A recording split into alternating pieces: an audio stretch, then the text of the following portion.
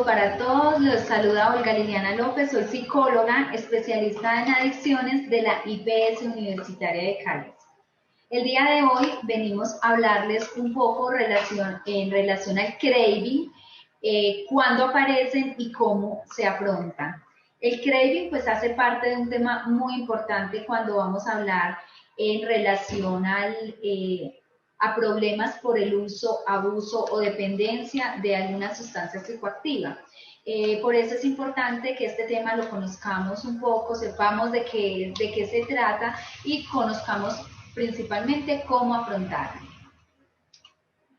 Bueno, para eso entonces tenemos que conocer un poco sobre qué es el craving. El craving se define como la urgencia o el fuerte deseo de consumir una droga. Se caracteriza por un deseo intenso de consumir esa sustancia que si no se realiza produce un sufrimiento tanto físico como mental. En los trastornos adictivos es habitual que aparezca el craving con distintos niveles de intensidad. Para este manejo de craving es determinante la adherencia a los tratamientos de todas estas personas que consumen sustancias o son farmacodependientes, puesto que el factor más relacionado es uno de los factores más relacionados a los abandonos terapéuticos. Todo lo relacionado a los pensamientos, sentimientos y conductas que se pueden presentar durante el periodo de abstinencia puede lograr por su intensidad o su naturaleza que el paciente deje el tratamiento, incluso así lleve muchísimos años de haber logrado una abstinencia. Todos los cravings y los impulsos por consumo de sustancias tienden a ser automáticos o llegan a ser autónomos, es decir, pueden continuar incluso aunque la persona haga muchas cosas por suprimir, lo intente de mil maneras. Es ahí donde podemos describir que la voluntad no es suficiente. Se trabaja, pero no es suficiente y pueden intentarlo suprimir de muchas formas y no lo logran. Conozcamos un poco esos tipos de craving.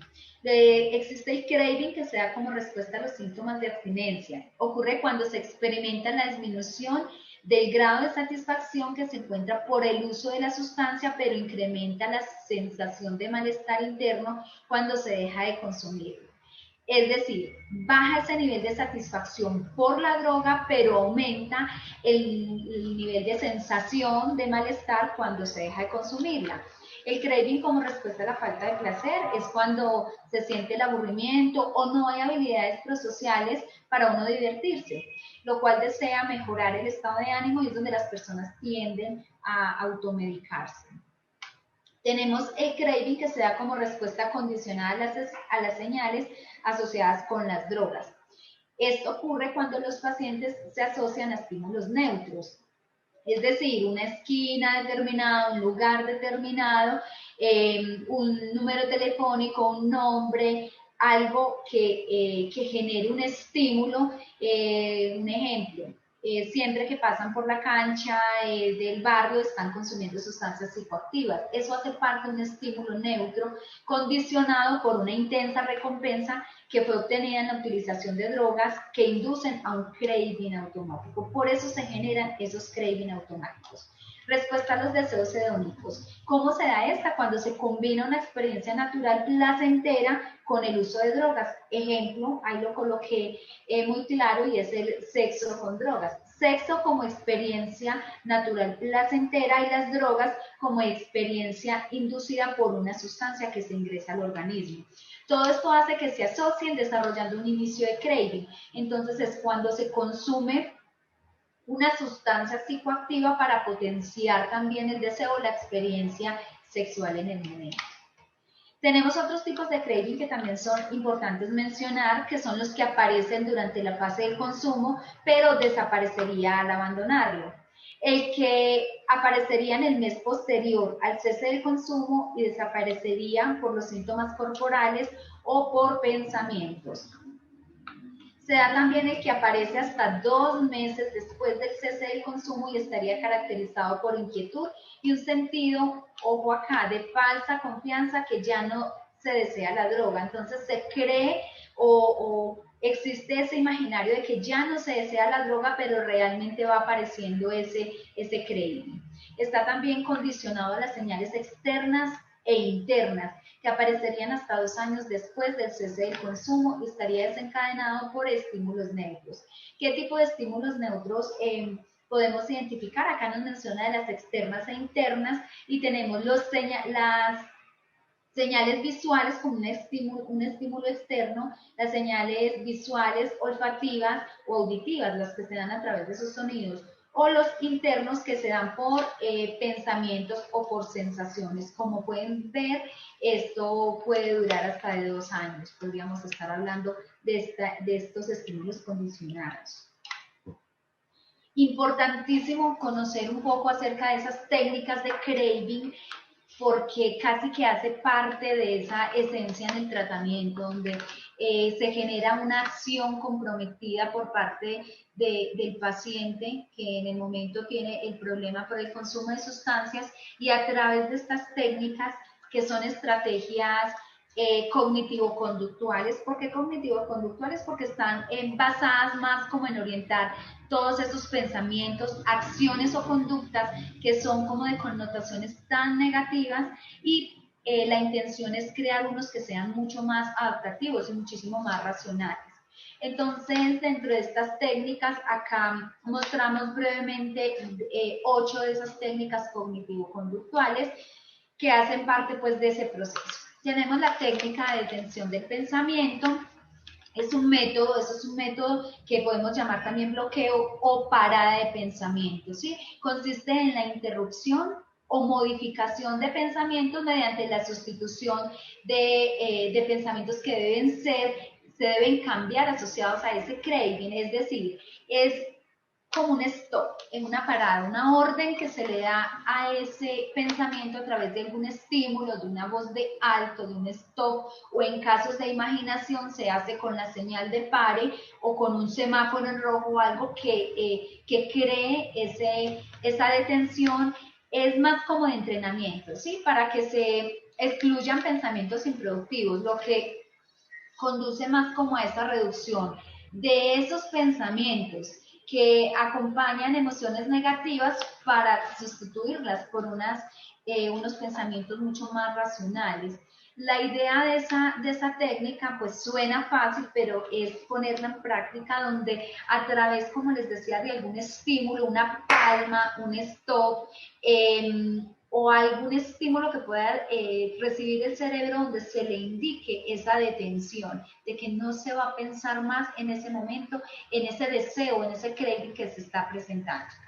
Tenemos la técnica de extracción, debe ir secuencial a esta técnica de detención del pensamiento, porque pues la técnica de distracción, como su nombre lo dice, su objetivo es distraer a la persona ante pensamientos y sentimientos relacionados con ese craving. Entonces es cambiar, obligarnos a cambiar ese enfoque atencional de interno a externo para disminuir el deseo de consumo. Entonces, es decir, la técnica de distracción, inmediatamente se hizo el ejercicio de detención del pensamiento, hay que obligarnos a pensar en algo distinto, cambiar ese enfoque atencional. Para yo cambiar el enfoque atencional, me tengo que permitir distraer esa atención. Entonces, es decir, miro a mi alrededor, ubico cuántos vehículos van pasando, si estoy en un restaurante, cuántas mesas pueden haber, cuántas personas pueden estar, y a medida que vaya haciendo ese tipo de técnica o de ejercicio, finalmente lo que va haciendo es distraer la atención o el deseo en ese momento de consumo, ¿sí? Tenemos también la técnica de control y de programación de actividades. Esta es una técnica que tiene como objetivo modificar hábitos del paciente en función de nuevas actividades. Entonces es programarme, es ubicar a través de un cronograma, ojalá cronogramas que generen bienestar y puedan ocupar a la vez el tiempo, ¿sí? A medida de que haya una ocupación del tiempo, muy seguramente esos pensamientos o la mente va a estar tan ocupada que no va a tener espacio para pensar en el craving o en ese deseo de consumo, y va a permitirse estar en función de otro tipo de actividades. Ojo, es importante cuando realizamos este control, esta programación de actividades, que apliquemos ámbitos tanto físicos como emocionales, sociales y cognitivo-espirituales, que garanticemos en el físico una adecuada alimentación, higiene del sueño, y actividad física, ¿sí? Que son esenciales dentro de estas estrategias. Ámbito emocional, realizar lo que a mí me resulta placentero, lo que yo disfruto realizar, en relación a autocuidado, a información que quiero recibir, a cosas que yo disfruto realizar. En el ámbito social, interactuar con personas que consideremos aporten experiencias positivas y hagan esa recarga como de energía que se necesita. Y ámbito cognitivo espiritual es más centrado a cognitivos, nuevos aprendizajes, nuevas lecturas, aprender algo nuevo y espiritual, más como desde esa fase de autorreflexión, donde se puedan hacer reconocimientos de acciones positivas. Eso hace parte de una programación de actividades que generen bienestar para la persona y que al mismo tiempo ocupen espacio y tiempo libre. Tenemos también la técnica de entrenamiento en relajación, pues que existen muchas técnicas, súper válido, las personas que se acomodan algunas y con las consideran efectivas, es muy válido el que dice que yoga, el que dice que relajación, bueno, como lo quieran manejar, entonces que sí se puede incluir entrenamiento en relajación. Nosotros utilizamos muchísimo el ejercicio de respiración consciente o respiración diafragmática, que es el que logra disminuir mucho esos episodios de ansiedad o evitar crisis ansiosas o de pánico. Y la respiración diafragmática o respiración consciente es muy sencilla, la hacemos en 3 ciclos que llamamos 4-4-8, es decir, 4 segundos y 8 segundos. Se toma aire tan profundo, se coloca una mano en el estómago, se toma aire tan profundo que llegue hasta el estómago, como si se inflara un globito en el estómago. Por 4 segundos, ahí inicia el primer ciclo. 4 segundos se toma aire tan profundo que llegue hasta el estómago, 4 segundos se sostiene, es decir, se hace, no se inhala ni se exhala, se sostiene ese aire, 4 segundos y se expulsa en 8, 4, 4, 8. Inhalo en 4 segundos, sostengo en 4 segundos y exhalo en 8 segundos. Eso es una técnica que se llama respiración diafragmática y, como les mencionaba, hace parte de esas estrategias para reducir episodios ansiosos o evitar algún tipo de crisis de pánico, crisis ansiosa producida por el crédito. Dentro de esas técnicas de relajación, tenemos también la detención y distensión muscular, donde se contrae o se relajan los músculos que permitan ese tipo, soltar un poco y ese tipo de relajación. Tenemos también relajación que es súper importante y es a través de los sentidos para que la puedan aplicar al momento en que estén haciendo también la técnica de distracción. ¿Por qué es importante esta relajación a través de los sentidos? Porque también, como les mencionaba, permite distraer. Es decir, hay una estrategia muy sencilla que está centrada en relajación a través de los sentidos. Busca 5 cosas que puedas observar, ¿sí? 4 objetos que puedas tocar. 3 cosas, 3 sonidos que puedas escuchar. El vehículo, los pajaritos, la música, algo que puedas escuchar. 3. 2 cosas que puedas oler y 1 cosa que puedas degustar. Y a partir de allí te haces una ñapa de una emoción que puedas sentir. Fácil, ¿cierto? Entonces, esas estrategias de relajación a través de los sentidos, te las recuerdo, es 5 cosas que se puedan mirar, 4 cosas que se puedan tocar, 3 cosas que se puedan escuchar, 2 que se puedan oler y 1 que se pueda degustar. La ñapa es una emoción que se pueda sentir. Entonces, parte de esas estrategias de entrenamiento en relajación es súper efectivo, que permita también disminuir esa sensación, ese deseo, cuando se presenta ese craving. Después de esos entrenamientos en relajación, tenemos la técnica de imaginación, que esa es una técnica en la cual el paciente modifica sus pensamientos utilizando exclusivamente la imaginación, ¿sí? Es útil para cambiar las creencias relacionadas con las drogas. Cuando ya hacemos esta parte de ejercicios, hablamos de una súper importante, la desensibilización sistemática.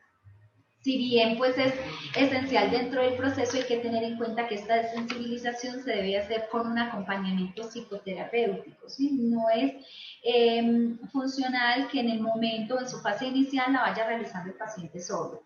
Entonces, la desensibilización sistemática es una técnica que se va empleando como exposición real o imaginaria a los estímulos que producen el craving. ¿Por medio de qué? De acercamientos sistemáticos a estos. Entonces, la repetida presentación de ese estímulo hace que se pierda progresivamente su capacidad de evocar ansiedad. Entonces, por eso les digo, esta técnica, la idea es poderla realizar con acompañamiento psicológico o terapéutica. Tenemos la de autoinstrucciones, o en esta también hacemos lo de autoafirmaciones, que se refiere a la verbalización de palabras que sugiere el paciente qué es lo que debe hacer o sentir. Esas palabras o esa verbalización debe ser realizada por el mismo paciente, ¿cierto? La misma personita es quien las debe realizar. Entonces son técnicas de modificación conductual, ya que hacen que el paciente haga sugerencias y comentarios específicos que guíen su propia conducta. Por ejemplo, una tarjetica flash, tarjetica de rescate o una tarjetica de autoafirmaciones es donde se colocan esas palabras o esas frasecitas donde puede ser me siento bien, el craving va a pasar, no necesito las drogas para ser feliz, lo que puedo ahorrar en consumo de sustancias, puedo comprarme algo que me guste, algo que me agrade. Entonces, como les menciono, esas tarjeticas o esas autoinstrucciones hacen más como parte de esas frases de afrontamiento. Entonces, hay que tenerlas a la mano, que haya una presencia de craving, y por eso también se les dice tarjetas de rescate. Saco la tarjetita en el momento que se presenten los síntomas para poder dar esas autoafirmaciones. Por último, les menciono la discusión de ideas irracionales, que está muy centrada o es una técnica muy basada en la terapia racional emotivo-conductual de Albert Ellis, y se trata de discutir más como la manera activa y directa de todas esas creencias irracionales que llevan a las personas a perturbarse a sí mismas, ¿sí? ¿Por qué? Por la condición, en este caso por el consumo de sustancias. Entonces, existen algunas como el extrapolar o el absolutismo, cuando hablamos de todo, nada, siempre o nunca. Entonces, por ejemplo, no debo sentir nada o nunca voy a recuperarme, siempre me pasa lo mismo. Todo eso hace parte de ese absolutismo y genera esas ideas irracionales y una discapacidad, por decirlo así, más bien incapacidad funcional, que no permite crear esa capacidad de afrontarlas. ¿Listo? La de adivinar, que hace parte como de esas ideas irracionales, que es como caí en las drogas, piensan que soy tal cosa. Es más como interpretar la intencionalidad del otro, ¿cierto? O a veces se va ese, y si no puedo, y si me queda difícil, y si sufro mucho, y si ese easy puede convertirse en un paranoico inverso, es decir, y si voy a poder, y si sí voy a ser capaz, y si sí lo voy a lograr. Recuerden que lo que se crea, entonces es necesario creer en nosotros mismos para poder tomar acciones que sean comprometidas para este cambio. Tenemos también las predicciones negativas, que es cuando se piensan que nunca estamos relacionados a ese extrapolar o el absolutismo, nunca cambiaré, siempre estaré sintiéndome mal, siempre recaeré, siempre será lo mismo, nunca lo voy a lograr. Eso hace parte de esas predicciones negativas. Exacerbar lo negativo también es una idea racional, que es cuando uno piensa que todo va a salir mal, no hay nada bueno en mi vida, entonces se exacerba, ese pensamiento negativo aumenta. Entonces, si no uso drogas voy a morir. Ahí es donde se empieza a pensar o a ser un poco más objetivos, no magnificar, y más racionales. En realidad la persona va a morir si no usa la droga, muy seguramente que no. Genera sufrimiento esa deshabituación, genera malestar, claro que sí, pero es posible poder tomar estas técnicas. También la minimización de lo positivo y amplificación de lo negativo. Eso está muy relacionado a que en las recaídas, entonces estuve mucho tiempo sin consumo y una recaída, entonces se minimiza lo positivo, no fui capaz con esto, no sirvo para nada, esto ya no va a funcionar, entonces se minimiza esas acciones positivas que ya, o esos logros que obtuvo, y se amplifica lo negativo, se le da más relevancia a lo negativo. Todo esto hay que empezar a discutir, este tipo de ideas irracionales, que, como les dije, pueden permitir una mayor capacidad de afrontamiento, y hay que crear esa capacidad de afrontamiento. Comprender la importancia de comprender la irracionalidad de sus creencias va a permitir crear ese tipo de capacidades. Estas, como les mencionaba, son esas técnicas que se pueden ir manejando, que esperamos desde este módulo puedan ser muy productivas para ustedes, puedan aplicarlas. Importante tener en cuenta que son como unos tipsitos, ¿sí? La desactivación del craving es el proceso por el cual se extinguen la mayoría de los disparadores del consumo en la vida de una persona. Es decir, cuando yo ya creo una acción así de comprometida relacionada a que no voy a volver a consumir y estoy haciendo un esfuerzo que cuesta, pero es un esfuerzo, entonces tengo que desactivar los disparadores que me llevan a pensar en las sustancias. Entonces, es decir, no va a haber acceso a la sustancia, no voy a tener reserva, no va a haber acceso a la pipa si se tiene, no se puede seguir teniendo. Si es con consumo de cigarrillos, trabajar sobre metas posibles, es entonces no tener las cajetillas de cigarrillos, y así sucesivamente la desactivación del crédito. Los requisitos para tener un tratamiento, para que un tratamiento de adicciones funcione, parte de la voluntariedad del paciente al tratamiento, es decir, el propio paciente debe asumir ese deseo de recuperarse, ¿sí? ¿A qué hacemos referencia con esto y lo aplicamos muchísimo? No podemos cambiar la conducta de quien no ve un problema en ella. Entonces, si la persona no lo ve como un problema y no lo identifica, es muy difícil llegar en ese momento. Pero si ya reconoce y quiere hacer cambios significativos para su vida, es importante esa voluntad y ese deseo, ¿sí? Aunque, como lo mencionaba al principio, no siempre es suficiente, por eso requieren de este tipo de apoyos. Se deberá romper también con el entorno que ha provocado su adicción o su dependencia a sustancias. Entonces, ahí es donde hablamos a veces de la cura geográfica o de esas ambivalencias, y es donde se debe trabajar. Bueno, de esta manera pues damos terminadas estas estrategias relacionadas a todo lo que les mencionaba de craving, importancia de conocerlo, cuándo y cómo aparece y cómo se afrontan, ¿cierto? Como les decía, yo soy Olga Liliana López, soy psicóloga especialista en adicciones, me encuentro en la IPS Universitaria de Caldas. Saben que como estudiantes pueden acceder al servicio desde la IPS, y bueno, agradecerles muchísimo por este espacio, esperamos pueda ser muy productivo para ustedes, puedan aprovechar parte de estas técnicas, y recuerden que esto hace parte de un proceso, esto no es con fórmulas mágicas, requerimos trabajar fuertemente en él, pero bueno, con que la persona lo identifique como una acción de las que quiere trabajar y quiere fortalecer muchísimo para hacer unos cambios muy importantes, entonces por acá van a ser súper bienvenidos, esperamos les sirva muchísimo el módulo, muchas gracias a todos, hasta luego.